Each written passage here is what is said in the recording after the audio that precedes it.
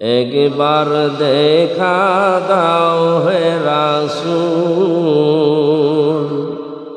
আমার হৃদয় ভরেই তোমায় দেখব। একবার দেখা দাও হে রাসূল, আমার হৃদয় ভরেই তোমায় দেখব। আমার পরাণ ভরেই তোমায় দেখব। তোমার প্রেমে বেশি বেশি দরদ পড়ব। আমার হৃদয় ভরেই তোমায় দেখব।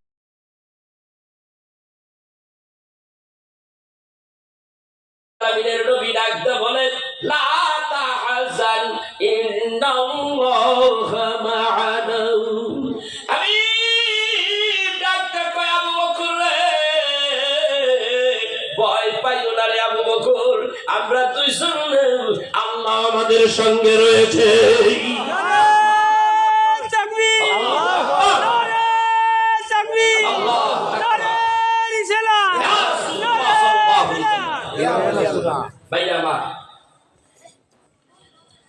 নবী ডাক দিয়া কই, আবু বকর আমাদের সঙ্গে আল্লাহ রয়েছে। এই আবু বকর, তুমি জানো না আল্লাহ তাআলা আমাদেরকে কেমন ভাবে রক্ষা করেছে? তুমি জানো না? কাফেরের গোষ্ঠীরা দেখছো নি?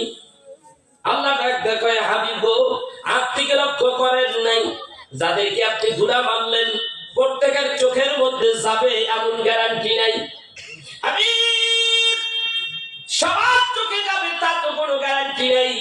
আপনার কাজ ছিল মেরে দেওয়া, বালুগুলি মেরে দেওয়া, আর আমি রব্বুল আলামিন বালুগুলি আমার কুদরত ধরিয়া ধরিয়া কাফেরদের চোখের মধ্যে ঢুকাইয়া দিয়েছে। একটা কাফেরের চোখে বালু যাই নাই এমন কখনো কাফের বাদ পড়ে নাই।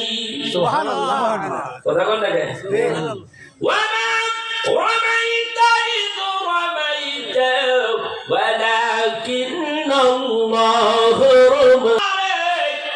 এই অবস্থায় যদি আমি বের হইয়া পড়ি, কাফেরের গোষ্ঠীরা সকলে একে টাইম একসঙ্গে আমার উপরে হামলা করবে।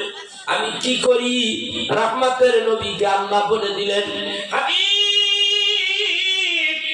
আপনি আপনি পায়ের নিচের দিকে এক মুষ্টি বালু লন, বালু লইয়া আপনি সাহাতিল উযু পড়েন, তারপরে এইটাকে আপনি কাফেরদের চোখকে টার্গেট করে নিক্ষেপ করেন।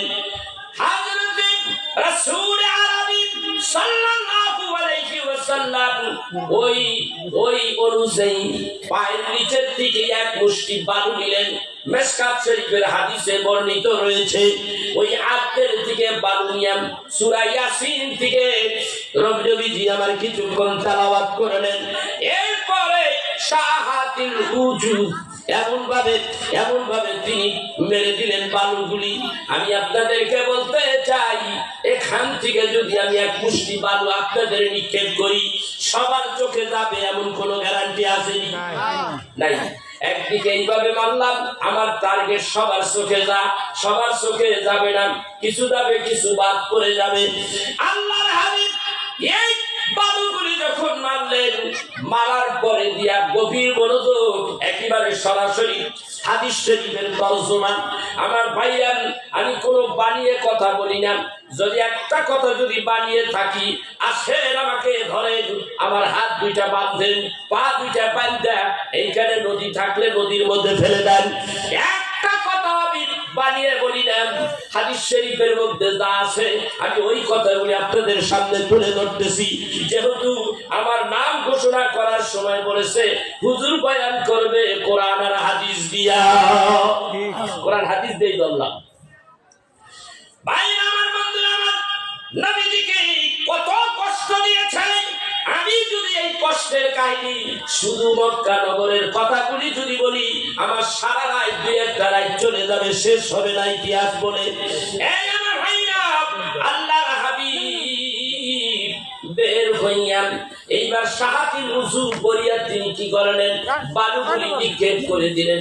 বালুগুলি নিক্ষেপ করলে প্রত্যেকটা কাফেরের চোখের মধ্যে পৌঁছাইয়া গেল। প্রত্যেকটা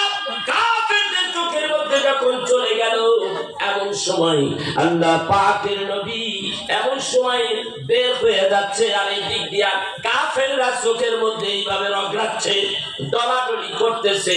নবী আমার এই দিক দিয়ে ঢুকে গেলেন। ভাইরা আমার, বন্ধুরা আমার, আল্লাহ বলে দিয়েছে মক্কার থেকে যাইতে কোন দেশে? ইয়াসরাব নগর। এখনো মদিনা নাম হয় নাই, মদিনা নাম হবে পরে।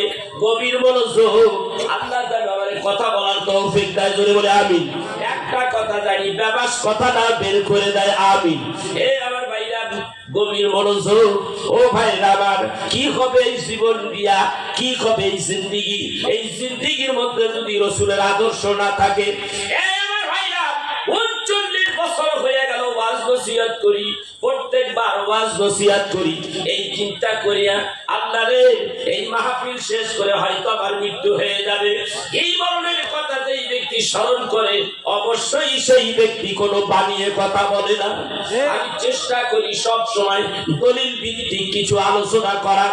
এই আমার ভাইরা, কি হবে ওই রাস্তাঘাটে ঘুরিয়া ওয়াজ শোনার জন্য বাড়ি থেকে বের হইলা, বাড়ি থেকে বের হইছা ওয়াজ শোনার জন্য, অথচ ওয়াজ শোনার জন্য প্যান্ডেল পর্যন্ত আসলা না। ওই রাস্তাঘাটে ঘুরতেছো, এই রাস্তাঘাটে ঘুরতেছো। সকালবেলা যখন আমরা বের হই, হুজুর দারুণ ওয়াজ করছেন, কোথায় বসে শুনছো? বলে ঘরে শুয়ে শুয়ে শুনছি, রাস্তায় রাস্তায় হাইটা হাইটা শুনেছি। এই ওয়াজ শোনার কোনো দাম আছে নাকি? ও ভাইরা, আমি কোরআন তেলাওয়াত করব, আমার সওয়াব যা হবে, আপনি শুনলেন না, অনেক দূর থেকে একটু একটু শুনলেন, আপনার কি সেই সওয়াব হবে? কিন্তু এই মঞ্চের মধ্যে যদি বসেন, নিয়ত করিয়া আমি তেলাওয়াত করব, গভীর মনোযোগ সহকারে আপনার কান লাগাইয়া যখন ওই তেলাওয়াত শুনবেন, আমি তেলাওয়াত করলে যেই সওয়াব পাবো, আপনি শুনলে পরে ওই সওয়াব আল্লাহ দিয়া দেবে। রাস্তাঘাটে বসে শোনেন, ঘরের মধ্যে শোনেন, কোনো কাজে আসবে না। আসবে? আসবে না। ভাইরা আমার, বন্ধুরা আমার, রাহমাতের নবীর কথাই বলতেছিলাম। রাহমাতের নবী বের হয়ে গেলেন, নবীজিকে হুকুম করা হলো, আল্লাহ তাআলার নবী সালাম আনতে বলে দিলেন, নবী গো, আপনি মক্কার থেকে হিজরত করেন ইয়াসরাব নগরে, আপনি হিজরত করেন ইয়াসরাব নগরে, অর্থাৎ মদিনার দিকে যান। মদিনা হইল মক্কার দিকে উত্তর দিকে, নবী গেলেন উল্টা দিকে, দক্ষিণ দিকে। আল্লাহু আকবার। নবীজির টেকনিক, নবীজির হিকমতটা কেমন দেখেন।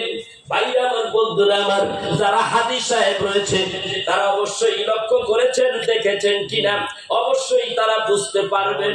যারা হাজী সাহেব দেখবেন, কাবা শরীফের দক্ষিণ সাইড দিয়া পিছন দিয়ে একটা রোড গেছে, আর সামনের দিক দিয়ে রোডটা বাইর হয়ে গেছে, একেবারে মদিনার দিকে রওনা হয়ে গেছে। এই রোডটা চলে গেছে, আর ওই রোডটা ঘুইরা কাবা শরীফের একেবারে নবীজির মিলাদুন নবী বাইতুল নবী ঘেষিয়া বাম দিকে ফালাইয়া, আর ওইটা হলো পাহাড়টার নাম হলো জাবালে কুবাইস পাহাড়। ওই জাবালে কুবাইস পাহাড়টা হাতের বামে রাইখা, এরপরে শিহাবে আবু তালিব পাহাড়, ওই পাহাড়টারে শুধু এইভাবে ঘুরলে পরে হাতের বামে থাকবে। সোজা নবী উল্টা দিকে চলে গেলেন, আসিয়া তিনি মেসফালা এবং কেদুয়া দিয়া বাইর হয়ে গেলেন। বাম দিকে বিশাল পাহাড়, একটু আগাইয়া একটু বিশাল পাহাড়, ওই পাহাড়ের দিকে রাহমাতের নবী যাচ্ছিলেন। প্রতিমধ্যে সাইয়েদনা হযরত আবু বকরের সঙ্গে এইবার তার বাড়ি হইয়া যায়। কিন্তু এর আগে রহমতের নবী একটা ঘটনা ঘটাইলেন, সেই কথা আমি তুলে ধরি নাই।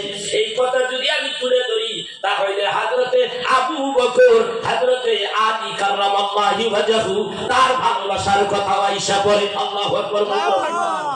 আলীরে বাদ দিয়ে ফিরে যাবো কেন? তাহলে আলীরে একটু ঘরাই নিয়ে যাই নাকি? এই আলোচনার মধ্যে হযরতে আলীকে একটু ভরাই নিয়ে যাই কেন? বুঝতে হবে, আপনি শিওর কমপ্লিট আপনি বুঝতে পারবেন যে সাহাবায়ে আজমাইন রিদওয়ানুল্লাহি তাআলা আলাইহি আজমাইন, ওনারা আমার রাসূলকে কত ভালোবাসতেন। আল্লাহু আকবার বলবেন। সেই জন্য ইতিহাস থেকে, হাদিস শরীফের থেকে আপনাদের শুনে দিচ্ছি। রাহমাতের নবী বের হওয়ার আগে, ওই যে বালু দেওয়ার আগে, আলীর সাথে যুক্তি করতে লাগলো। হযরতে আলীকে বলতে লাগলেন, আলী রে, বাইরে দাঁড়িয়ে আছে অসংখ্য কাফের মুশরিকেরা, আমাকে হত্যা করবে। তো আমি এখন কি করতে পারি? হযরত আলী বলেন, ইয়া রাসূলুল্লাহ, আমিও তো দেখতে পাচ্ছি কাফেরের গোষ্ঠীরা ওত পেতে আছে আপনাকে হত্যা করার জন্য। ওগো নবী, আপনি একটা কাজ করেন, আপনার ওই চাদরখানা আমাকে ভিক্ষা দেন। হযরত আলী বললেন, চাদর ভিক্ষা দেন? রাসূল বললেন, চাদর দিয়ে কি হবে? ওগো নবী, এইটাই এমন একটা চাদর গো নবীজি, দুনিয়ার সমস্ত মানুষ এই চাদর সম্পর্কে জানে। এই চাদরটা আল্লাহ তাআলা এই চাদরের নাম ধরে আপনাকে অনেকবার ডেকেছে। ওগো নবীজি, এই চাদরটা যদি আপনি যদি আমাকে ভিক্ষা দেন, এই চাদরটার মুড়ো দিয়ে আমি ঘুমাইয়া যাব, আর আপনি এই দিক দিয়ে কাফেরদের ভিতর দিক দিয়া লোক চোখের আড়ালে আপনি চলে যান, বের হয়ে যান। হযরত আলী বলেন, নবীজি আমার বললেন, আমি আচ্ছা ঠিক আছে। হযরত আলী বললেন, ইয়া রাসূলুল্লাহ, ইয়া হাবিবাল্লাহ, আলীর ভালোবাসাটাকে একটু লক্ষ্য করেন। আলী ডাক দেখেন, ইয়া রাসূলুল্লাহ, ইয়া হাবিবাল্লাহ, আমি জানতে চাই গো নবীজি, এই চাদরের নিচে যে ব্যক্তি শুইবে নিশ্চিত তার মৃত্যু। কাফেরের গোষ্ঠীরা চাদরের উপরে একসঙ্গে আঘাত করবে, এইভাবে তরবারি দিয়ে অ্যাটাক করবে, তরবারি দিয়া আমার দেহটারে খণ্ড বিখণ্ড করে দিবে গো নবীজি। এই কথা জানার পরেও আপনার প্রেমে মহব্বতে আমি আমার জীবন বাজি রেখেছি, আমি শহীদ হয়ে যাব গো নবীজি। এই কথা জানার পরেও আপনার চাদর গায়ে দিয়ে আমি ঘুমিয়ে থাকবো নবীজি।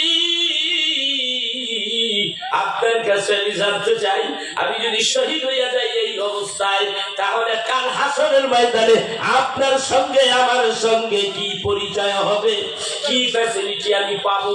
রহমতের নবী ডাক দিয়ে কয়, আলী রে, ওয়াদা দিলাম, আমি ওয়াদা দিলাম, কাল কিয়ামতের দিন আমি নবী, তুমি আলী রে, তুই আল্লাহর জান্নাতে যাব না। সুবহানাল্লাহ। ইয়া রাসূলুল্লাহ, ইয়া হাবিবাল্লাহ, নিশ্চিন্তায় নির্দ্বিধায় আমি চাদরের নিচে ঘুমিয়ে পড়ব। নবী গো, আপনি মেহেরবানি করে আপনি যেতে পারেন।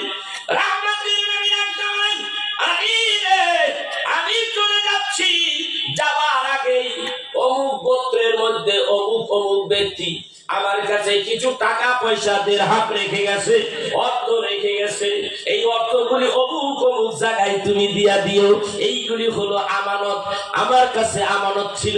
আহারে কেমন নবী দেখছেননি, দেখছেননি?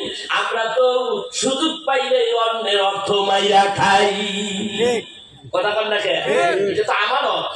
আল্লাহ বলেন কি, ইয়া আইয়ুহাল্লাযীনা আমানু আউফু বিল উকুদ।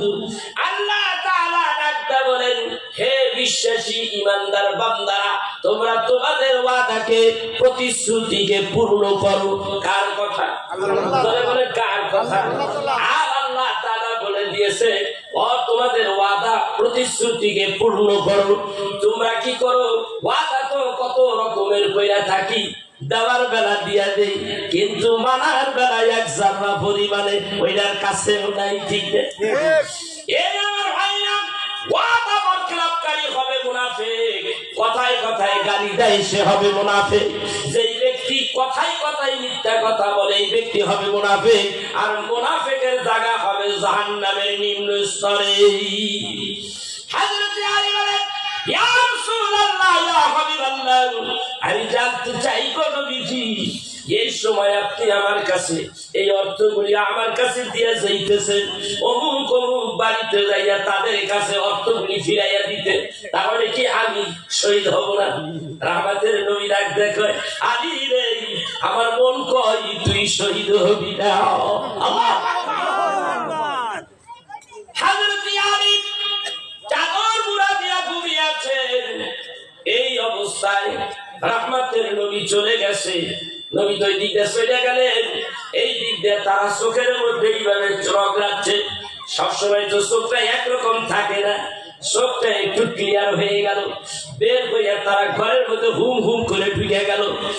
যাইয়া দেখেন চাদর মুড়া দিয়া তারা ভাবতে রহমতের নবী ঘুমিয়ে আছে।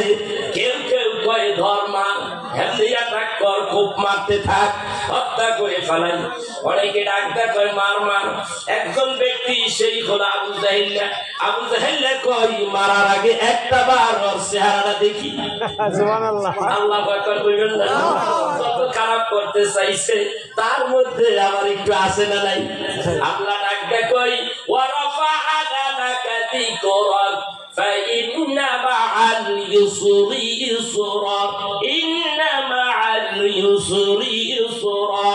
আল্লাহ ডাকটা কই নিশ্চয়ই কষ্টের পরে স্বস্তি রয়েছে, অবশ্যই কষ্টের পরে স্বস্তি রয়েছে, অবশ্যই দুঃখের পরে সুখ রয়েছে।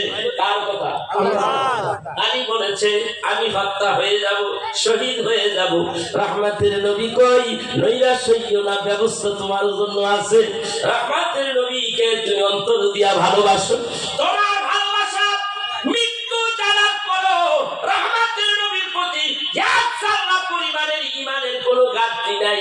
আল্লাহ তাআলা এইমাত্র আমাকে জানিয়ে দিয়েছেন নবী গো আলীর ঈমান এত মজবুত, আপনার জন্য রহমতের নবী এই মুহূর্তে তার ঈমানের চরিত্র দেখিয়া, ঈমানের ভালোবাসা দেখিয়া আমি আল্লাহ এত খুশি হইলাম।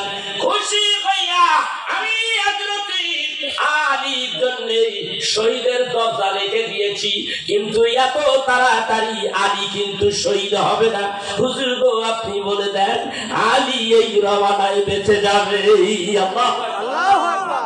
এই আমার বন্ধুরা আমার, এইবার রহমতের নবী চলে গেলেন কোথায়? কেদুয়া মুসফালা দিয়ান আগায় চলে গেলেন। বেশ কিছু দূর যাওয়ার পরে বাম দিকে একটা পাহাড়, তার নাম হলো গারে সুর। তার আগে হযরত আবু বকরের বাড়ি হয়ে যায়। এইবার আবার একটু আবু বকরে ভরাইয়া লই, জড়াইয়া লই, দেখি তার ভালোবাসা কেমন। রাত্রি গভীর, আবু বকরের বাড়ির কাছে যাইয়া অন্ধি দরজার কিনারে যাইয়া একটা ডাক মারলেন, ইয়া আবু বকর। ভিতর থেকে সঙ্গে সঙ্গে গভীর রাতে জবাব দিলেন, লাব্বাইকি ইয়া রাসূলুল্লাহ। কথা বলার সঙ্গে সঙ্গে দরজা খুলে গেল। রহমতের নবী ঘরে ঢুকলেন। আবু বকরের সময় নাই, সময় নাই, জলদি করে চলো। এই মুহূর্তে আল্লাহ রাব্বুল আলামিন আমাকে হুকুম করেছে মক্কা থেকে মদিনায় যাওয়ার জন্য, হিজরতের জন্য আমি রওনা হয়ে গেছি। আবু বকর রে, আমি তো তোমাকে বলেছিলাম তুমি কি আমার সঙ্গে যাইবানি?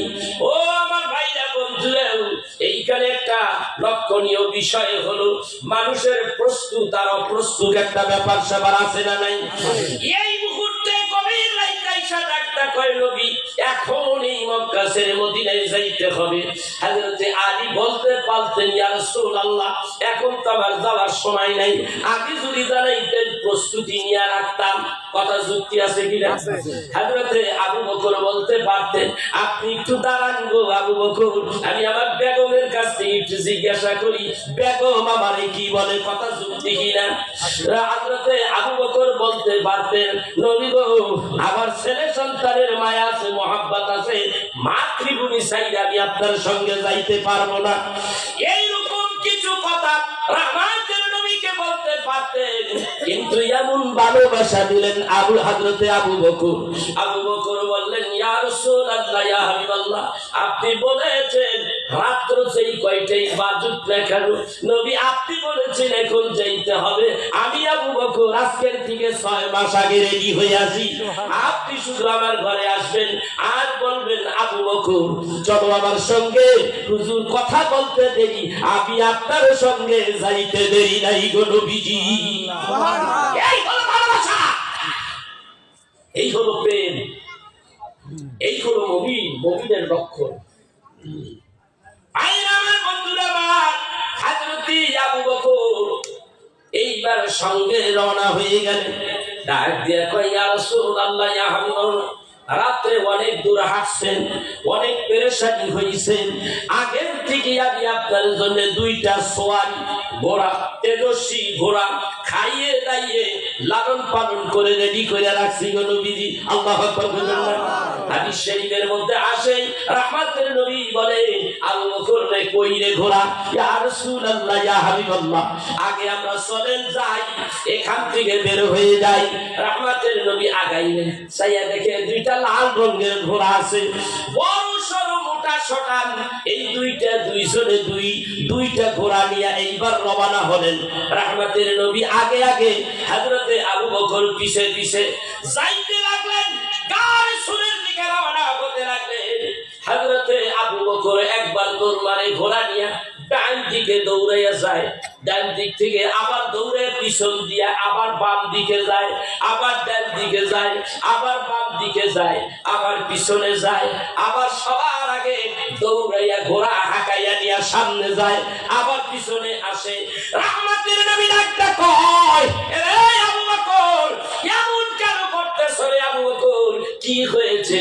একবার তুমি ডাইনে যাও আবার বামে যাও আবার সামনে যাও আবার পিছনে যাও কারণ কি রে আবু বকর এমন কেন করতেছো ইয়া রাসূলুল্লাহ ইয়া হাবিবাল্লাহ এমন করতেছি এই জন্যই নবী গো আমি আর আপনি দুইজনে আল্লাহর রাস্তায় রওনা হয়ে গেছি মদিনার দিকে যাব নবী গো এই অবস্থায় নবী কোন কাফের আপনারে আমার দেখা ফালাইনি ও নবীজি ডান দিকে যাই দৌড়াইয়া দেখি ডান দিক দিয়ে কেউ দেখা আপনারে তীর মারেনি নবী গো ওই জায়গায় যখন শিওর হয়ে যায় কেউ নাই আবার বাম দিকে যাই নবী গো বাম দিকে যাইয়া দেখি কোন ব্যক্তি আপনারে দেখা ফালাইনি আপনারে দেখিয়া কেউ দূর থেকে তীর মারে কিনা আবার ওইখান থেকে সামনে যাই গো নবীজি কোন ব্যক্তি ডাক সামনের কোন পাহাড়ের আড়ালে লুকাইয়া তাই আপনি নবীরে তীর মারে কিনা নবী গো এই জন্য সামনের দিকে যাই আর পিছনের দিকে যাই গো নবীজি কোন ব্যক্তি দেখিনি পিছন থেকে আপনারা দেখে ফেলাইনি রহমতের নবী গো আপনার কেউ পিছনের দিকে তীর মারে কিনা এই জন্য দৌড়াইয়া বারবার ডাইনে যাই বামে যাই সামনে যাই পিছে যাই রহমতের নবী ডাকতে কয় আবু বকর কি ভালোবাসা তুমি আজকে দেখাই না এইভাবে রওনা হইলেন যাইতে যাইতে গারে সুরের থেকে একটু দূরে ঘোড়া ছাড়িয়া দিলেন ঘোড়াটা এক জায়গায় বেঁধে রাখলেন আর কারণ এইখানে একটু আগাইয়া গেলে তো সমস্যা হইতে পারে এই জন্যই এখানে রেখে রহমতের নবীরে লইয়া আমার নবী হযরতে আবু বকর দুইজনে রওনা হয়ে গেলেন অমনি ফর্সা হয়ে যাইতেছে পূর্ব আকাশ রহমতের নবী ডাকতে কয় আবু বকর ডাকতে কয় নবী গো পূর্ব আকাশ ফর্সা হয়ে যাইতেছে নবী আর দেরি করবেন না জলদি চলেন আমরা একটা পাহাড়ের ভিতরে লুকাইয়া যাই আল্লাহর নবী বলেন ও আবু বকর তুমি ঠিকই বলেছো আবু বকর আল্লাহ নির্ধারণ করে দিয়েছে কোন পাহাড়ে গেলে আল্লাহ আমাদের আশ্রয় দিয়ে দেবে আমরা নিরাপদে থাকবো ওই গাড়ি সুরে উঠো বাইরে আমার বন্ধুরা আমার গাড়ি সুর জাবালে নূর জাবালে নূর যেইখানে কোরআন নাজিল হয় এইটা হইল ৩৫০০ ফিট উপরে আর গাড়ি সুর হইল ৫০০০ ফিট উপরে রাহমাতের নবী ওই জায়গায় উঠে গেলেন উঠিয়া ওই গুসকারে সুরের গর্তের মধ্যে ঢুকলেন গর্তটা হইল এমন নিচের দিকে গর্ত মানুষ দাঁড়াইলে এইটুকু দেখা যায় নিচের টুকু দেখা যায় উপরের অংশ দেখা যায় না এইভাবে আমাদের নবী ভিতরে রয়েছে আবু বকর ভিতরে রয়েছে ভাইরা আমার বন্ধুরা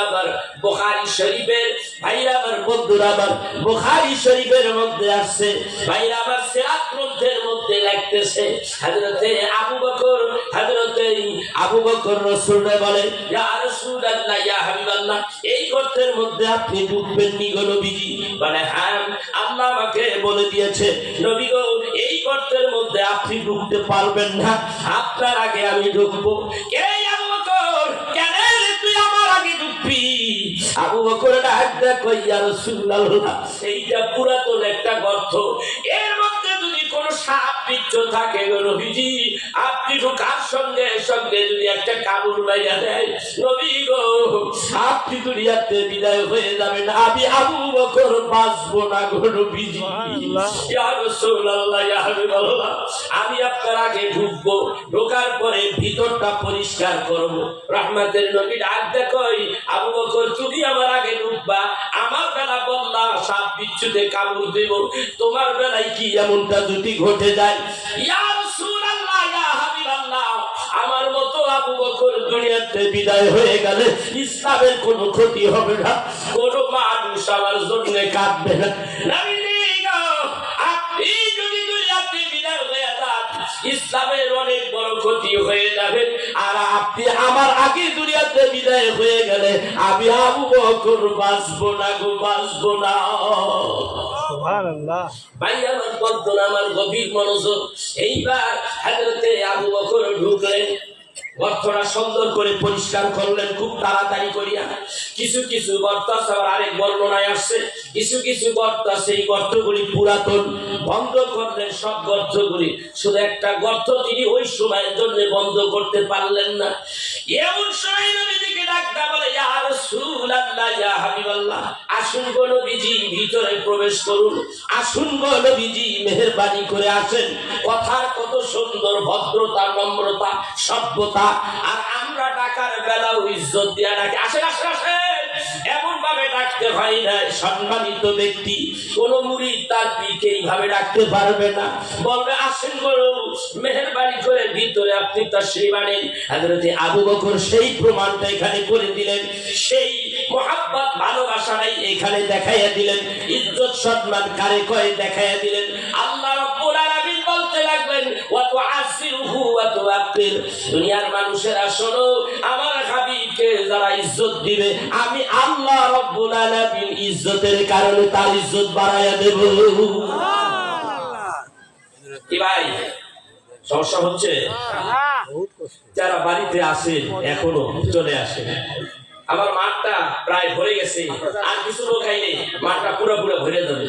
আশা করি আজকের ওয়াজ মহান রব্বুল আলামিনের দরবারে কবুল হয়ে যাবে ইনশাআল্লাহ। এই নবীজির এই জীবনে আলোচনা করলে সেখানে রহমত ঝরঝর করে পড়তে থাকে। আসেন মাঝখান দিয়ে আমরা একটু দুরূদ শরীফ পড়ে নিই। বাকি আলোচনা খুব সুন্দর আলোচনা সামনে রয়েছে।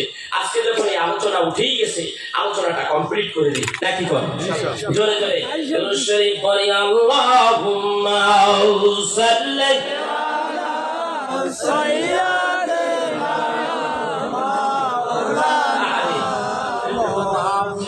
ওয়া আলা সাইয়্যিদিনা। ওরে আমার পাগল মনে রে, আর দিও না যন্ত্রণা। ওরে আমার পাগল মনে রে, আর দিও না যন্ত্রণা। ধনী মনে হইলে ধনী, আমরা যাব সোনার মদিনায়। আল্লাহুম্মা সাল্লি আলা সাইয়্যিদিনা। আওয়াজ দিয়া আলা সাইয়্যিদিনা। আমার মনের বুঝাইলাম না তো, এই পাপীর মন তো বুঝাই না। আমার মনের বুঝাইলাম না তো, এই পাপীর মন তো বুঝাই না। বুঝে কি পাপীর জীবন ধন্য হবে নিলে একবার মদিনায়। আল্লাহুম্মা সাল্লি আলা সাইয়্যিদিনা।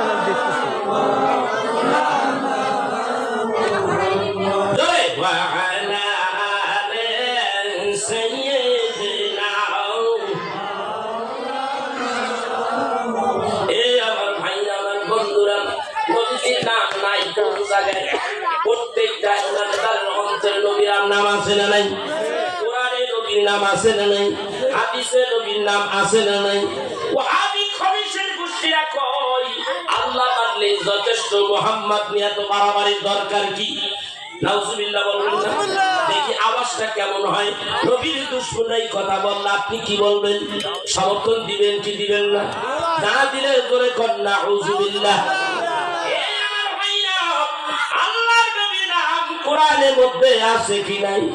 আল্লাহ তাআলা ডাক দিয়া বলেন হুয়াল্লাযী আরসালা রাসূলাহু বিল হুদা ওয়া দীনিল হক লিইয়ুযহিরাহু আলা দ্দীনি কুল্লিহি ওয়া কাফা বিল্লাহি শাহীদা।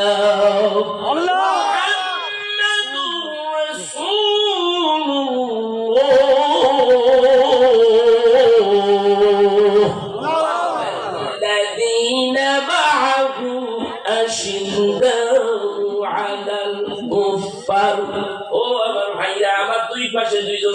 দুইজন হাফেজ আছে না নাই? দুইজন হাফেজ। আল্লাহর কোরআনে বলে মুহাম্মাদুর রাসূলুল্লাহ। আমি কইলাম মুহাম্মদ আল্লাহর রাসূল। আল্লাহ বলে আমার বন্ধু হাবিবুল্লাহ নবী। এই নবীর কথা নাই কোন জায়গায়? নামাজে আছে না নাই?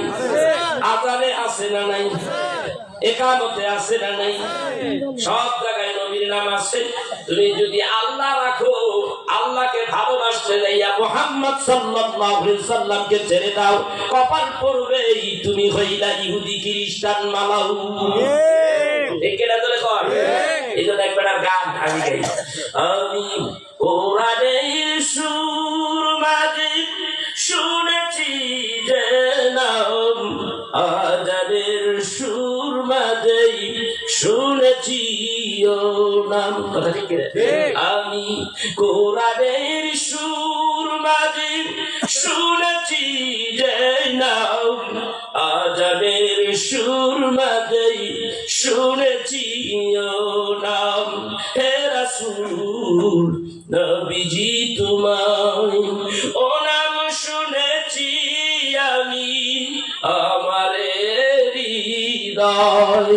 হে রাসূল নবীজি তোমায়, হে রাসূল নবীজি তোমায় ও নামে এত জাদু এত মধুময়। ও নাম নিয়ে ফুল সুরভি ছড়ায়।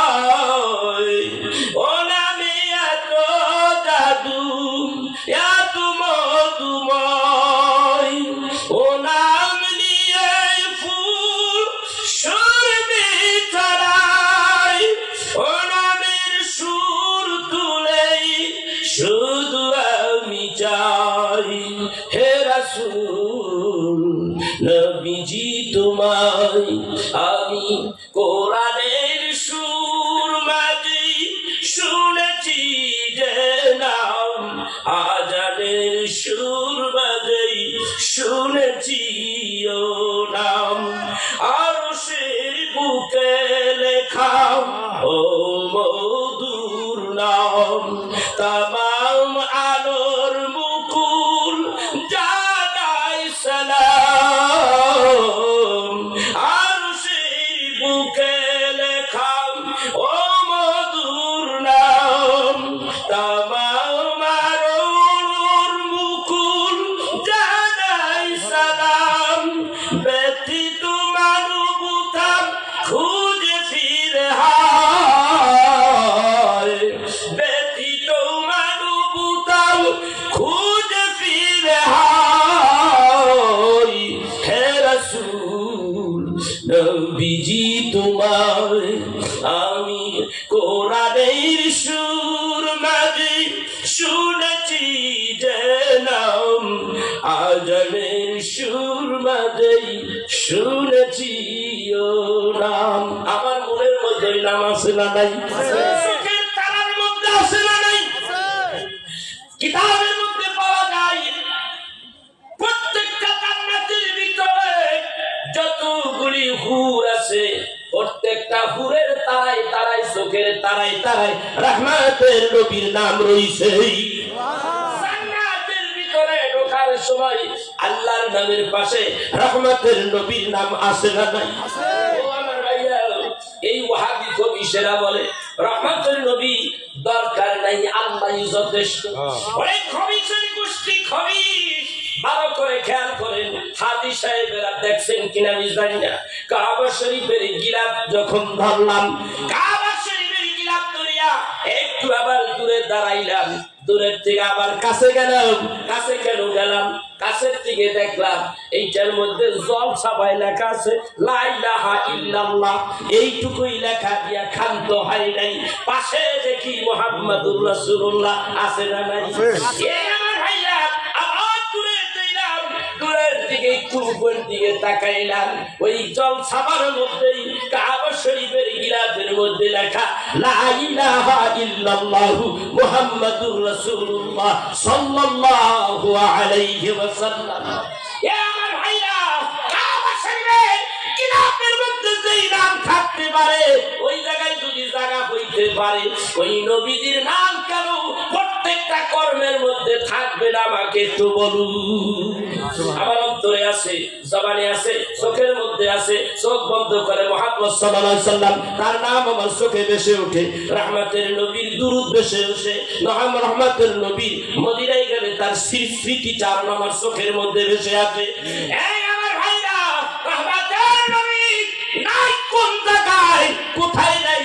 তোমরা যদি বলো রহমতের নবীর প্রয়োজন নাই, এই কথাই আমরা কোনোদিন মেনে নিতে পারি না। কথা বল না কেন? আল্লাহ, এই জন্যই আল্লাহ তাআলা বলেন ইন কুনতুম তুহিব্বুনাল্লাহ ফাত্তাবিউনি ইউহিব্বুকুমুল্লাহ ওয়া ইয়াগফির লাকুম যুনুবাকুম ওয়াল্লাহু গফুরুর রাহিম।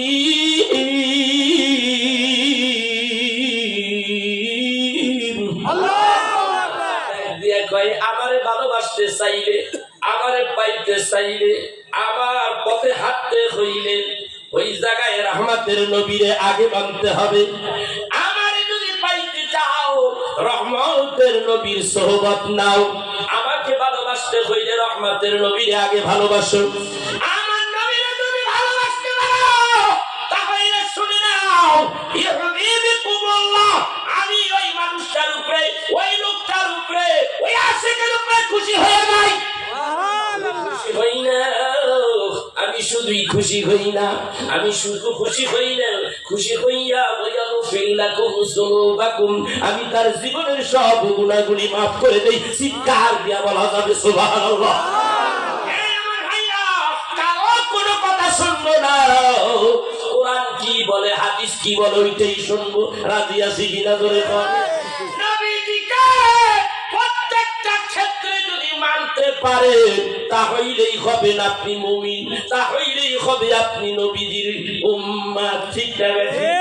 আর যদি সত্যিকারের উম্মত হন, আল্লাহে আল্লাহর কসম করে বলি, ওই মানুষটা অবশ্যই জান্নাতি। আল্লাহু আকবার। ভাইয়া আমার বন্ধুরা, আমার রহমতের নবীর দরকার আছে নাই? ভাই আমার বন্ধুরা আমার, এই জন্যই তো সাহাবীরা নবীর জন্য জীবন দিছে। নবীর পায়ের তলে, নবীর কদমের নিচে নিজের বিছাইয়া দিছে, নবীর কদমের নিচে নিজেকে পাপোশের মধ্যে বিছাইয়া দিয়েছে। এরা খবিস বলবি, এরা কাট্টা বলবি, ডলার খয়টা বলবি, এরা হাজার হাজার কোটি টাকার কাছে বিক্রি খাওয়া বলবি। তুই কি নিজের যেই জায়গায় দাঁড়াই করছো, তুই কি ওই রকমই ভাবো সারের জন্য? তোর মতোই টাকা পয়সা পায়খানার পাগল আমরা না। আমাদের টাকা নাই, পয়সা নেই, দরকার নাই, আমাদের রসুলের দরকার। ঠিক না বেঠি? আমার ভাইরা, মদিনায় গেলে নবীদের রওজার কিনারে বিশাল বড় একটা জালি আছে। ওই জালিগুলি প্রত্যেকটাই হলো স্বর্ণ দিয়া বানানো। ওই জালির মধ্যে শুধু কোরআনের আয়াত খালি পেঁচাইয়া পেঁচাইয়া অনেক কষ্ট কইরা মিলাইলাম একটা জায়গায়। ওইখানে যাইয়া দেখলাম ওইখানে লেখা রয়েছে বিসমিল্লাহির রহমানির রহিম ইয়া আইয়ুহাল্লাযীনা আমানু লা তারফাউ আসওয়াতাকুম ফাওকা সাওতিন নবী। আমি মনে করলাম আয়াত তো কোরআনে আছে, আছে না নাই? সূরা হুজরাতের মধ্যে আছে 5 নম্বর আয়াত, সূরা হুজরাতের মধ্যে আছে। আবার এই জায়গায় দেখি কেন রহমতের নবী তো মরে গেছে, পয়সা গেছে, ওরা কয় আর আমরা হায়াতুল নবী জানি ১,৫০০ বছর আগে রহমতের নবীর যেইভাবে রাখা হয়েছে ১,০০০ বছর পরে ওয়াল্লাহি আল্লাহর কসম কইরা বললাম এখনো নবী সশরীরে কবরে জিন্দা আছে, আছে না নাই? সেই জন্য রাসূলের দরবারে শানের সালাতের দরবারে যখন তুমি যাবা মুমিন বান্দা হুঁশিয়ার সাবধান, চেঁচামেচি কইরো না, চিল্লাচিল্লি কইরো না। চিল্লাচিল্লি চেঁচামেচি যদি করো তাহলে শানের সালাতের দরবারে বেয়াদবি হয়ে যাবে, আর বেয়াদবি হয়ে গেলে তোমার কপাল পুড়ে যাবে। আল্লাহ তাআলা ডাক দেখায় এমন কপাল পুড়বেই জীবনে যত নামাজ পড়ছো, রোজা রাখছো, হজ করছো, যাকাত দিছো, টাকা পয়সা দান খয়রাত করছো, সবগুলি শেষ হয়ে যাবে, যা তুমি টের পাইবা না। আল্লাহু আকবার বলবেন না? এই হলো নবী, এইটাই হলো বাস্তব ওয়াজ। ওখানে রাসূলের নাম আছে। আরেক জায়গায় দেখি লা ইলাহা ইল্লাল্লাহু মুহাম্মাদুর রাসূলুল্লাহ সাল্লাল্লাহু আলাইহি সাল্লাম। কেন এখানে না? মুহাম্মাদের যদি দরকার না হয় এই জায়গায় মুহাম্মাদের নাম কেন দরকার হয় সাল্লাল্লাহু আলাইহি সাল্লাম? আরেক জায়গায় গেলাম পেটাইয়া কেটাইয়া লেখা, একবারে নামি আসায় অনেকবার গেছি আমি, কয়বার দেখছি আমার হুঁশ নাই। এইগুলি আমি দেখেছি, সালাম দিয়েছি, কয়েকবার তো বেহুশের মতো হয়ে গেছি। যখন একটু ফ্রি ফ্রি হয়ে গেলাম তখন একটু জায়গা গেলে তখন ওইগুলো মিলাই দেন। আরেক জায়গায় লাগাই দিয়ে দেখি মিলাই ফেলেছি পেছানো গাছানো আয়াতগুলো স্মরণের অক্ষরে লেখা। আল্লাহ রাব্বুল আলামিন ওখানে ওই আয়াত, যে আয়াত কোরআনে আছে ওইখানে সূরা আম্বিয়ার একটা আয়াত ওখানে দেখতে পাইলাম, মিলাই ফেলাইছি। ওইখানে লেখা রয়েছে ওয়ামা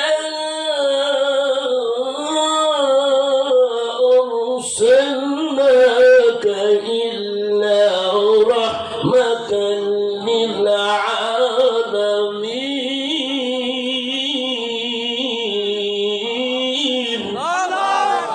আরসালনাকা ইল্লা রাহমাতাল লিল আলামিন, এই আয়াতটা কার জন্য সাবেক?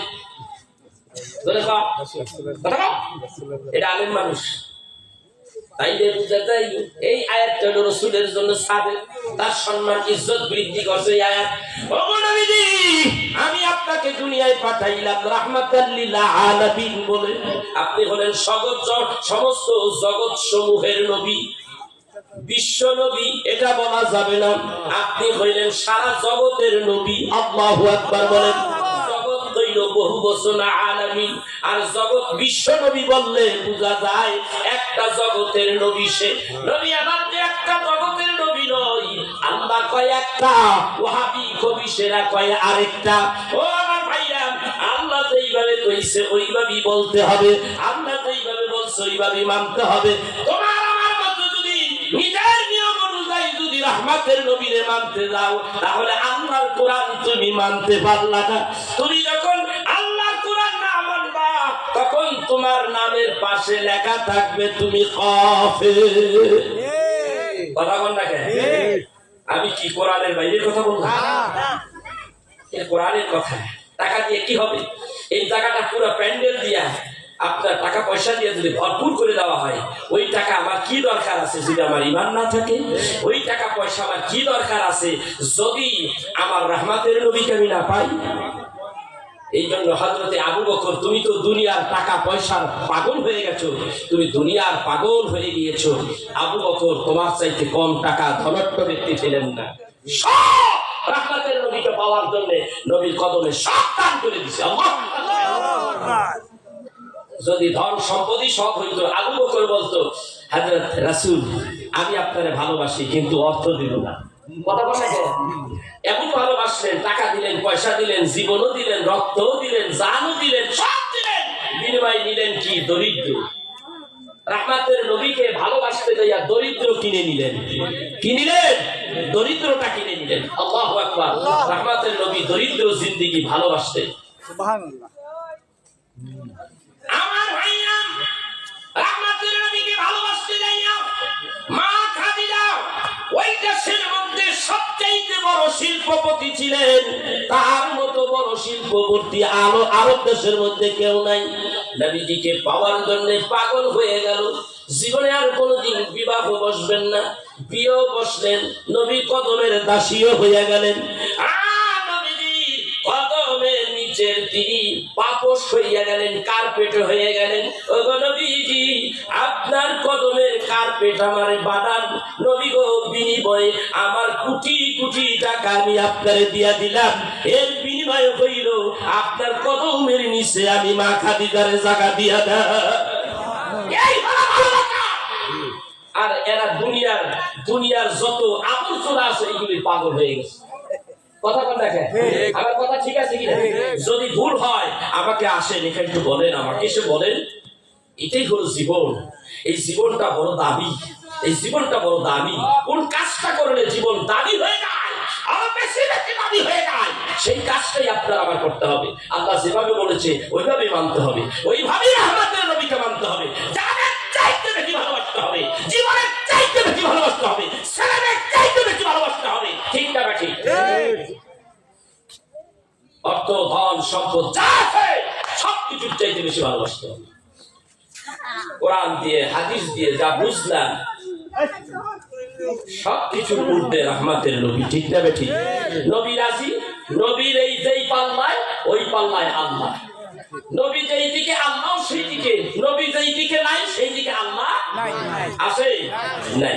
এরা রাসূলকে যেভাবে কষ্ট দিয়ে কথা বলে, সূরা আহজাব এর মধ্যে আসছে আল্লাহ রাব্বুল আলামিন বলেন যে ইন্নাল্লাযীনা ইউযুনাল্লাহা ওয়া রাসূলাহু লানাহুল্লাহ ফিদ দুনিয়া ওয়াল আখিরাহ। আল্লাহ তাআলা ঘোষণা করলো, যারা আমারে কষ্ট দেয়, আমার হাবিবরে যারা কষ্ট দেয়, তাদের উপরে লানাত, আমি আল্লাহর লানাত, আমি আল্লাহর গজব তার উপরে বর্ষিত হোক। কোথায় কোথায়? ফিদ দুনিয়া ওয়াল আখিরাহ, এই দুনিয়ার আখিরাতে। এরা নর্দমার কীট, এরা নর্দমার কীট ছাড়া আর কিছু না। ঠিক না ঠিক? বুঝতে হবে, কোরআন হাদিসের গভীর জ্ঞান যদি না থাকে, চর্চা না থাকে, অ্যানালাইসিস না থাকে, কোরআন হাদিসে যদি বেশি বেশি মুতাআলা না থাকে, ওই মানুষ কোনোদিন ওয়াজের মঞ্চে উঠলে এরকম আবল তাবলই কইতে থাকবে। ঠিক না? মঞ্চটার আপনি কি মনে করেছেন? এই মঞ্চটা এত দামি, এই মঞ্চটা আল্লাহর কাছে আল্লাহ রাব্বুল আলামিনের হাবিবের গুণগান যেই মঞ্চে গাওয়া হয়, আল্লাহর আরশের চাইতে ওই মঞ্চ দামি হয়ে যায়। সুবহানাল্লাহ। এটা দামি কেন বানাইলো? এই জন্য বানাইলো যে আমার হাবিবের কথা, আমার হাবিবের শান মানের কথা এখানে তুলে ধরা হয়েছে, এর জন্য দাম বাড়িয়ে দেওয়া হলো। যদি আমি আর আপনি ওই শান মান দিতে পারি, তাহলে আপনার কলিজা, এই কলিজার মধ্যে একটা জায়গা আছে, তাকে বলা হয় দিল, আত্মা, রূহ। আল্লাহ বলেন ওই রূহটা আমি আরশে আজিমের চাইতে দামি বেশি। কারণ একটাই কারণ, ওখানে আমার রাসূলের জায়গা আছে। আল্লাহু আকবার বলবেন না ভাইয়া? ওই নবীর শানে একটু দূরশই করতে থাকি, আমি বাকি আলোচনাগুলি একটু করবো ইনশাআল্লাহ। বয়স হয়ে যাচ্ছে, আজকে গতকালকে এই হয়েছে আপনার ঠান্ডা বেশি, তারপরে আজকে কয়েকদিন ঠান্ডা গেছে বিভিন্ন জেলায়, বিভিন্ন জায়গায়। আজকে একটু ঘাম হচ্ছে, বেশি ঘাম হইলে তো সমস্যা হয়ে যায়। আলোচনা আর একটু চলবে, কথা বল না কেবল 12টা করে চিন্তা করছে। আল্লাহু আকবার। একটু আওয়াজ দিয়ে বলি আল্লাহুম্মা সাল্লি আলা সাইয়্যিদিনা মাওলানা মুহাম্মদ ওয়া আলা আলি সাইয়্যিদিনা মাওলানা। হে আমার ভাই, আমার বন্ধুরা, এইটা হলো রজবের চাঁদ, এখনো শেষ হয়ে যায় নাই। আজকে রজবের চাঁদের 29 তারিখ। এই আমার ভাইরা, এমন একটা মূল্যবান রাত্র, এই রাত্রিতেই আল্লাহ রাব্বুল আলামিনের নবী মেরাজে গেছে কি যায় নাই? যেখান গেছে না, কোরআনে আছে না নাই, হাদিসে আছে না নাই? খবিশেরা কয় নবী মেরাজে গেছে, কল্পনা। আবার কয় স্বপ্নে, স্বপ্নে মেরাজ হইছে। না না, নবীজি সশরীরে তিনি মেরাজে গেছে। মেরাজের পুরো ঘটনা আমি বলবো না, আমার ওই আলোচনা পিছিয়ে যাব। মেরাজের থেকে আসার পরে নবীজি আমার বেজার হইয়া গেছে। আল্লাহ তাআলা ডাকতে কয় হাবিব গো, আপনি কেন বেজার? আপনি কেন বেজার গো হাবিব? হাবিব আপনি কেন বেজার? রহমতের নবী ডাকতে কয় আল্লাহ গো, আমার উম্মত গুনাহগার তাই বেজার। আমার উম্মত কেমনে বলছিরাতের ব্রিজ পার হবে, 30,000 বছরের রাস্তা, বলছিরাতের ব্রিজ আর 50,000 বছরের রাস্তা, ওই হাসরের ময়দান। এই নিয়ে আল্লাহর সঙ্গে আল্লাহ রাব্বুল আলামিনের নবী কথা বলতেছিলেন। বিষয়টা আমি এইভাবে তুলে ধরতে পারি, আমরা বড় ভাগ্যবান, মোদের রাসূল আল্লাহর মেহমান। আমরা বড় ভাগ্যবান, মোদের রাসূল আল্লাহর মেহমান। গেলেন নবী খোদার আরশে, আরশ বলে নবীর সর্দার সে। গেলেন নবী খোদার আরশে, আরশ বলে নবীর সর্দার সে। জুতা মুবারকের ধুলি, জুতা মুবারক কেউ নবী যায়, জুতা মুবারকের ধুলি, জুতা মুবারকের ধুলি আমার বুকে রেখে যান। মোদের রাসূল আল্লাহর মেহমান, জোরে মোদের রাসূল আল্লাহর মেহমান, বলেন মোদের রাসূল আল্লাহর মেহমান। আমরা কত ভাগ্যবান, মোদের রাসূল আল্লাহর মেহমান, বলেন মোদের রাসূল আল্লাহর মেহমান। জিবরাইলে কয় কান্দিয়া, আমার আতি বলবেন গিয়া ও। জিবরাইল বলে কান্দিয়া, আমার আতি বলবেন গিয়া ও। পলসিরাত পার করবো আমি, পলসিরাত পার করবো আমি, উম্মত আপনি কাদের পেরেশান। মোদের রাসূল আল্লাহর মেহমান, বলেন মোদের রাসূল আল্লাহর মেহমান। আমরা বড় ভাগ্যবান, মোদের রাসূল আল্লাহর মেহমান। যেখানে কেউ যেতে পারে নাই, নবী গিয়েছে।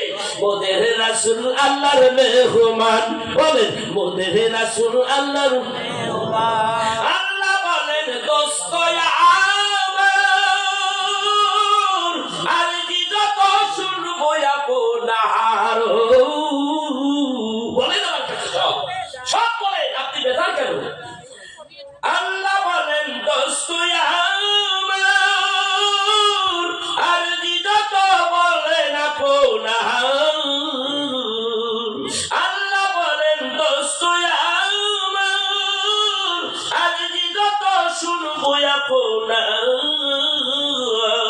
যা চাইবেন তা পাইবেন, আজ যা চাইবেন তা পাইবেন, করবো না তো কোনই অপমান। মোদের রাসূল আল্লাহর মেহমান, বলেন মোদের রাসূল আল্লাহর মেহমান। আমরা বড় ভাগ্যবান, মোদের রাসূল আল্লাহর মেহমান। আমরা বড় ভাগ্যবান, মোদের রাসূল আল্লাহর মেহমান। আল্লাহ আমার উম্মতকে মাফ করবে না। 5 ওয়াক্ত নামাজ দিয়ে দিছি, নাজাতের কারণ, মাফের কারণ। 5 ওয়াক্ত নামাজ পরে আসতেছি। বলতেছিলাম হযরতে আবু বকর এবার গুহার ভিতরে, রহমতের নবী বলতেছে, হে আবু বকর আমি ক্লান্ত, রাত্রে আমার অনেক ভোগ খেতে হয়েছে, অনেক হাঁটতে হয়েছে, অনেক দৌড়াদৌড়ি করতে হয়েছে, অনেক টেনশন বোধ করেছি। এই আবু বকর, তোমার উপরে আমি মাথাটা দিয়ে একটু শুয়া যাই। এই কথা বলা বলি করতেছে, এমন সময় চাইয়া দেখে কাফেরের গোষ্ঠীরা নবীজিকে খুঁজতে খুঁজতে একেবারে গুহার কিনারে এসে পড়ছে। হযরত আবু বকর বলেন, ইয়া রাসূলুল্লাহ, ইয়া হাবিবাল্লাহ, এই তো কাফের গোষ্ঠীদেরকে দেখা যায় গো নবীজি। কাফের গোষ্ঠীরা যদি একটু নিচের দিকে মাথাটা নিচু করে আমরা দুইজনকে দেখে ফেলবেন। নবীজি গো, আমরা দুইজন, আমাদের তো আর কেউ নাই, আর আমরা কত? আল্লাহ রাব্বুল আলামিনের নবী ডাকতে বলেন, লা তাহজান ইন্নাল্লাহা মা'ানা। আমি ডাকতে কই, আবু বকর রে, ভয় পাইও না রে আবু বকর, আমরা দুইজন, আল্লাহ আমাদের সঙ্গে রয়েছে।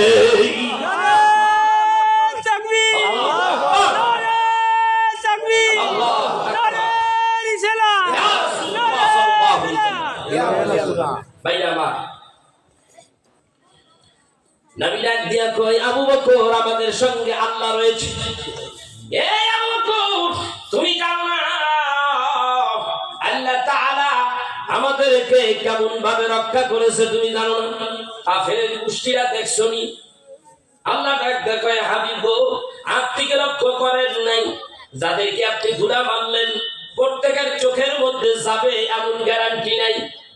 আমি সবার চোখে যাবে তা তো কোনো গ্যারান্টি নেই।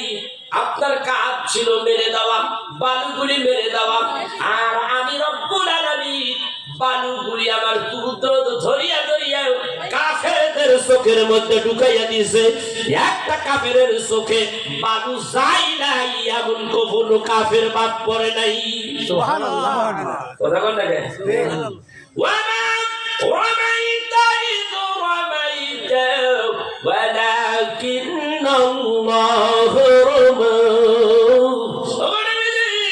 আপনার দায়িত্ব ছিল শুধু কাফেরদেরকে টার্গেট করিয়া আপনি ধুলাগুলি মারবেন, আর আমার কাজ ছিল ওই ধুলাগুলি ধরিয়া ধরিয়া কাফেরদের চোখের মধ্যে ঢুকাইয়া দেওয়া গো নবীজি।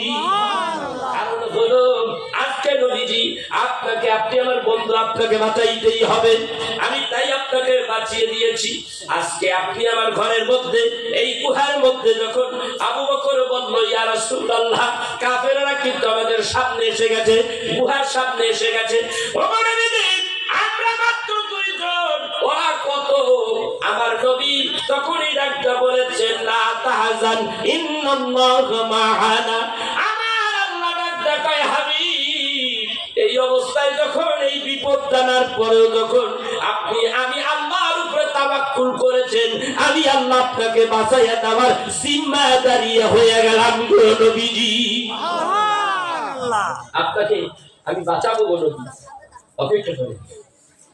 ভাইয়া আমার বন্ধুরা, আমার বাইরে কি অবস্থা? বাইরে খবর তো আমার দরকার আছে না? কাফের গোষ্ঠীরা ঢুকবো, ঢোকে না। অত যেটা কয়েকটার মধ্যে আসে, কয় নাই। আরেকটাই কয়েকটার মধ্যে আসে, কয় নাই। আল্লাহ রাব্বুল আলামিন তাদের মধ্যে দ্বিধা দ্বন্দ্ব লাগাইয়া দিলেন। আল্লাহু আকবার বলবেন না? হাবিবে কেমন করে বাঁচা? আরেকজনের একটা কয়, দেখবি, বলে হ্যাঁ দেখবি। আরেক গবি, আরেক গবেটের গোষ্ঠী, কেমনে দেখবি? এইটার মধ্যে কোনো মানুষ যায় নাই। যদি যাইতো, দেখ মাকড়সায় কেমন করিয়া জাল বুনাইয়া রাখছে। যদি কোনো মানুষ যাইতো, এই মাকড়সার জালগুলি ছিঁড়ে যাইতো। আল্লাহ দ্বিধা দ্বন্দ্ব লাগাইয়া দিছে। এই কবিদের গোষ্ঠী দেখ, এক জোড়া একটা কবুতর এখানে দুইটা ডিম নিয়ে বসে আছে।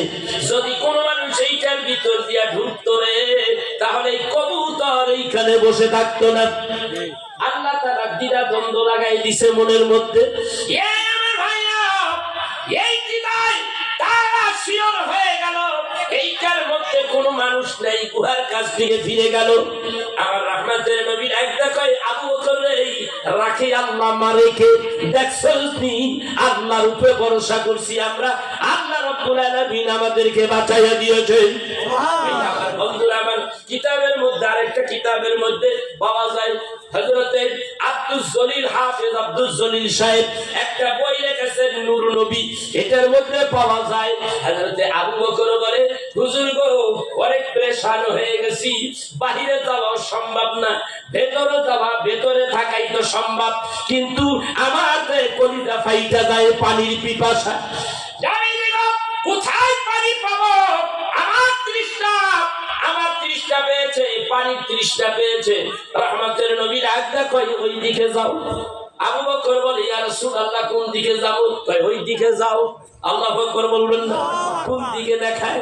গুহার বাইরে যাও না, এটাও বলে নাই, বলেছে গুহার ভিতরে দেয়াল লাইগা রইছে, কয় ওই দিকে যাও। আবু বকর বলে আল্লাহর হাবিব যখন আমারে বলছে ওই দিকে যাইতে, আমি হাঁটতে লাগলাম। আমি যখন হাঁটতে লাগলাম, ছায়া দেখি গুহার শেষ দেয়ালটা আস্তে আস্তে কইরা পিছে পিছে যায়। আমি আবু বকর সামনের দিকে যাই, গুহার দেয়ালও পিছনের দিকে যায়। একটু বাঁকা হইয়া আমি যখন ভেতরে ঢুইকা পড়লাম, ছায়া দেখি আরব সাগরের পানিটা এইটার সঙ্গে লাইগা রইছে। আল্লাহু আকবার। কিনারে যাইয়া মনের মতো পানি খাইলেন। আবু বকর বলেন আমি ওইখানে যাই দেখি একটা নৌকা বাঁধা রইছে। আল্লাহু আকবার বলেন। আবু বকর পানি পান করিয়া নবীর কাছে আসলেন, আয়েশা ডাকতে কই ইয়া রাসূলুল্লাহ ইয়া হাবিবাল্লাহ, কাফেররা যদি এই মুখ দিয়া যদি আয়েশা যাইতো আমাদের অ্যাটাক করার জন্য, আমরা কই যাইতাম? নবী ডাকতে কই কাফেররা জিন্দা ঢুকতো আর আমরা এই দিক দিয়া বাইরে হয়ে যাইতাম। আল্লাহু আকবার বলবেন না? এ আমার ভাইরা, আমার বন্ধুরা, কি ব্যবস্থা আল্লাহ রেখে দিয়েছেন।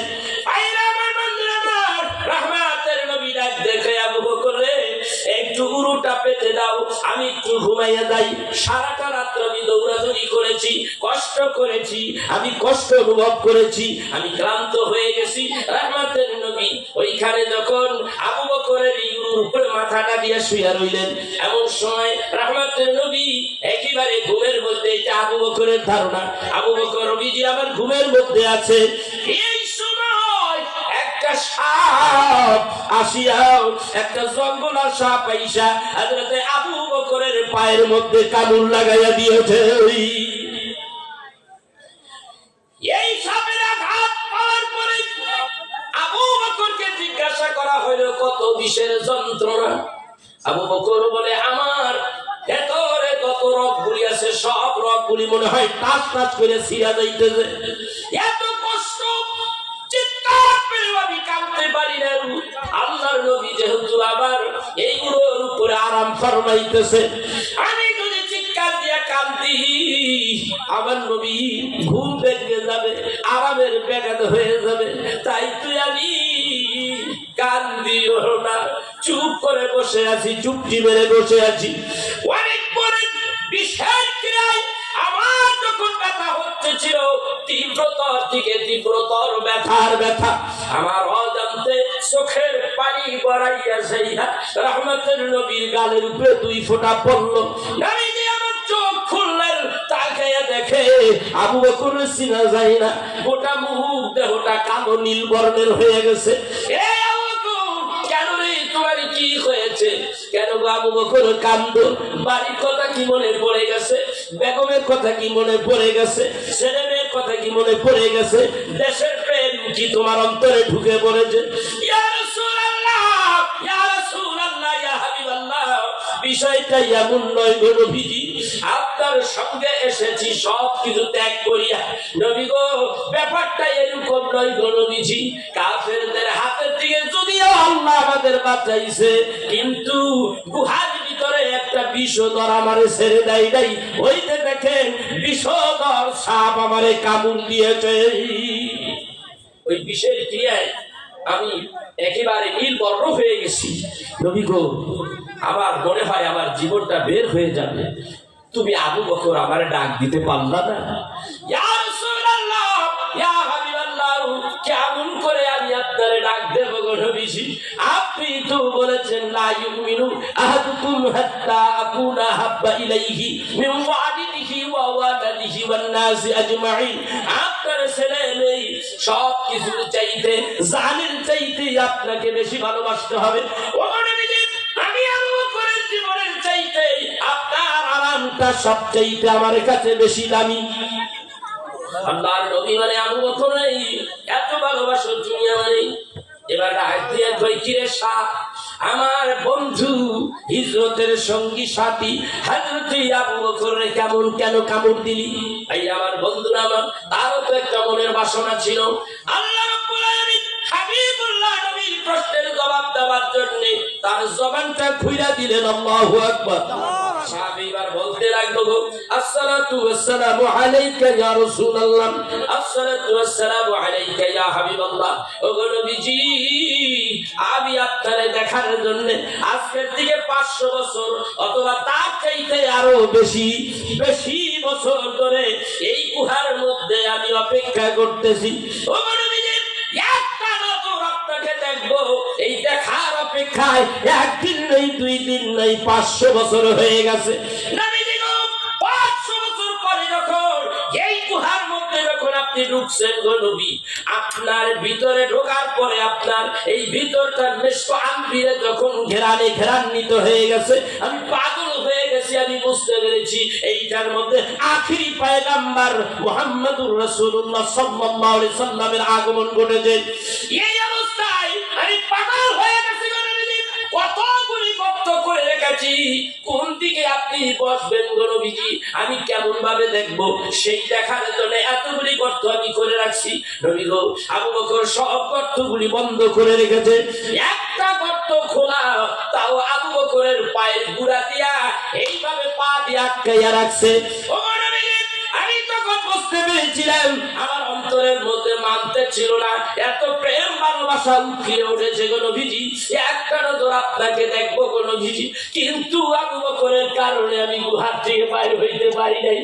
আমার অজান্তেই আপনাকে দেখার কারণেই আমি আবু বকরের পায়ের মধ্যে কোন কান দিয়া কামড় দিয়েছি আমি নিজেও জানি না। নবী গো, তাই তো আমি আপনার একটু প্রাণ করিয়া দেখতে পাচ্ছি নবীজি। ও নবীজি, আবু বকরের দোষ না, আমারও তো দোষ না। আমার রাসূল ডাক দিয়ে কয়, আবু বকর চিন্তা কইরো না। মুখের ভিতর থেকে লালা দিলেন, আবু বকরের ক্ষতস্থানে লাগাইয়া দিলেন, সঙ্গে সঙ্গে আবু বকর ভালো হয়ে গেলেন। আল্লাহু আকবার কবীরা।